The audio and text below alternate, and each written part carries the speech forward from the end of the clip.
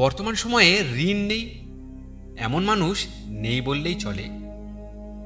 প্রায় প্রত্যেকেরই ছোট বড় কোনো না কোনো প্রকার ঋণ অবশ্যই থাকে।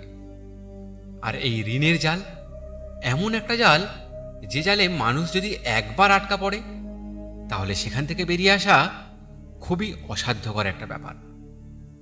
বিশেষত সময়ের সঙ্গে সঙ্গে পাল্লা দিয়ে বাজার দর যেভাবে বেড়ে চলেছে, তাতে করে তা আরোই কষ্টকর হয়ে উঠেছে।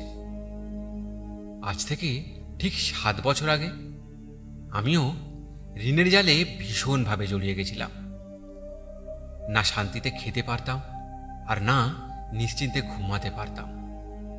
তার উপর নিজের এবং পরিবারের খরচও দিনের পর দিন বেড়ে চলেছিল।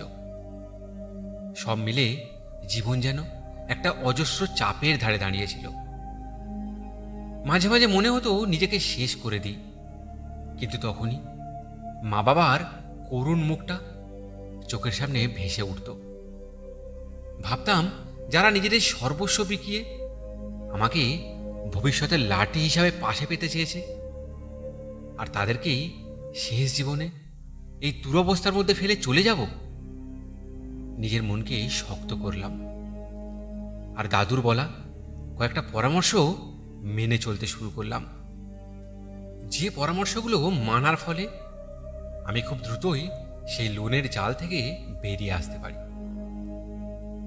আর আজ সেই পরামর্শগুলোই আমি তোমাদেরকে বলে যেতে চাই, যাতে যার যেমনই দিন থাকুক না কেন, সে খুব দ্রুতই তা থেকে মুক্তি পেতে পারে।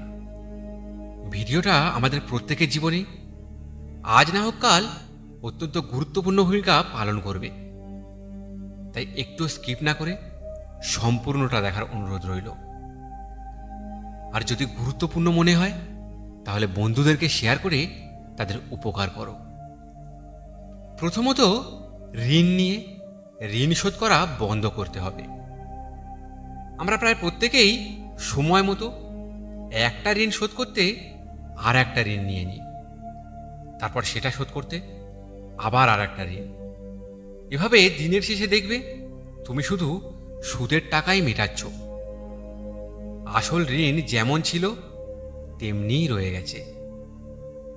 তাই আজই সিদ্ধান্ত নাও, আর কোনো নতুন ঋণ নয়। নিজেকে জিজ্ঞেস করো, আমি কি এখন যে ইনকাম করছি সেটা দিয়েই সুদের টাকা দিতে পারছি?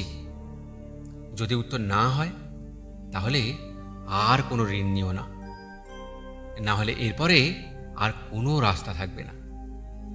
দ্বিতীয়ত, স্টেপ ডাউন করতে হবে, অর্থাৎ নিজের লাইফস্টাইল থেকে একটু নেমে আসতে হবে। যদি আজকের জীবনযাত্রা চালাতে গিয়ে প্রতিদিন ঋণের বোঝা বাড়ে, তাহলে বুঝে নাও তুমি নিজের সাধ্যের বাইরে খরচ করছো। সোজা করে বললে এখনই তোমায় এক ধাপ নিচে নামতে হবে। গাড়ি থাকলে তাকে কিছুদিনের জন্য বিশ্রাম দিতে হবে। আর যাতায়াতের ক্ষেত্রে একান্তই যদি প্রয়োজন হয় তবে পাবলিক ট্রান্সপোর্টে চলাফেরা করতে হবে।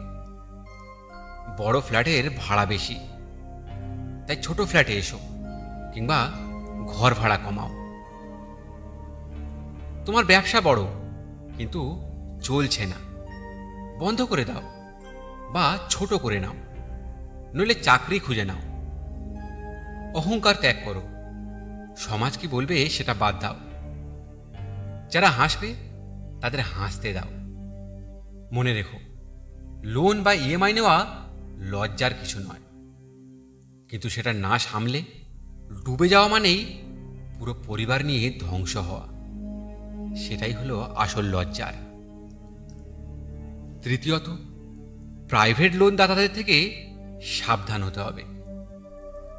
অনেক সময় লোকেরা প্রাইভেট লোকজনের থেকে টাকা ধার নেয়, যাদের কোনো রেজিস্ট্রেশন নেই, কোনো সিকিউরিটি নেই, কেবল গলার জোর আর ব্ল্যাকমেলিং থাকে।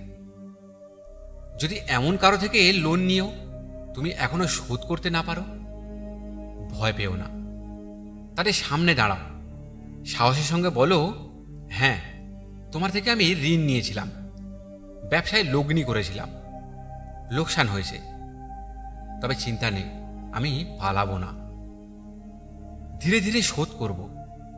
কিন্তু তুমি যদি গালিগালাজ করো, হুমকি দাও, পাবলিকলি আমায় অপমান করো, তাহলে কিছুই পাবে না। আমি ভেঙে পড়ব, আর তুমিও টাকা হারাবে। এই কথা দৃঢ়ভাবে বললে বেশিরভাগ লোকই চুপ করে যায়।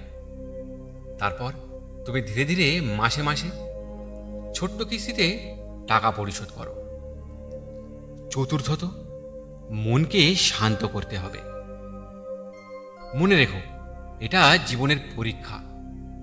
এটা তোমার পুরো জীবন নয়, এটা শুধু একটা সময়, আর এই সময়টাও কেটে যাবে। কেউ বাবা মাকে হারায়, কেউ চাকরি হারায়, কারো সম্পর্ক ভেঙে যায়। এটাই জীবন।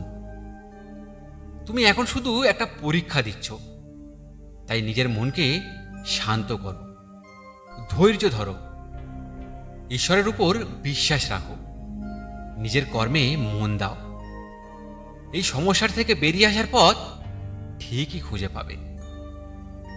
পঞ্চম এবং শেষ উপদেশটি হলো, যদি সম্পদ থাকে তবে সেটার সাহায্য নিয়ে আর্থিক দিক থেকে আরো শক্তিশালী হতে হবে। এক কথায় বলতে গেলে অর্থ দিয়ে অর্থ উপার্জনের চেষ্টা করতে হবে। যাদের কাছে জমি, ফ্ল্যাট, দোকান বা অন্য কোনো সম্পদ আছে, সেটা বন্ধক রেখে ব্যাংকের মাধ্যমে একটা বড় লোন নেওয়া যেতে পারে, যেটার সুদের হার কম হয়। সেই টাকা দিয়ে সব উচ্চ সুদের হারযুক্ত লোনগুলো পরিশোধ করো। অথবা যদি তেমন কোনো উপায় না থাকে, তাহলে একবার ভাবো, এই সম্পদ বিক্রি করে সব ঋণ শোধ করে একটা নতুন ছোট্ট জীবন শুরু করা যায় কিনা। হ্যাঁ, কষ্ট হবে, কিন্তু এটাই বাস্তব। নতুন করে ব্যবসা শুরু করো। ছোট ঘর, ছোট পরিবার, ছোট ব্যবসা, কিন্তু শান্ত জীবন। সবশেষে বলবো, থামো, বোঝো, তারপর সিদ্ধান্ত নাও। বন্ধুরা, আজ তুমি যদি সাহস দেখাও, কিছু ত্যাগ করো, তাহলে আগামীকাল তোমার জন্য এক নতুন সূর্যোদয় অপেক্ষা করবে। কিন্তু যদি আজ অহংকার করে বসে থাকো, স্ট্যাটাস বজায় রাখতে গিয়ে আরও ঋণ নাও, তাহলে একদিন সব শেষ হয়ে যাবে, তখন কিছুই থাকবে না। তাই আজকেই থামো, জীবনধারণ বদলাও। কঠিন হবে, কিন্তু মরে যাবে না। একদিন তুমি আবার ঘুরে দাঁড়াবে। ভালো থেকো, সুস্থ থেকো।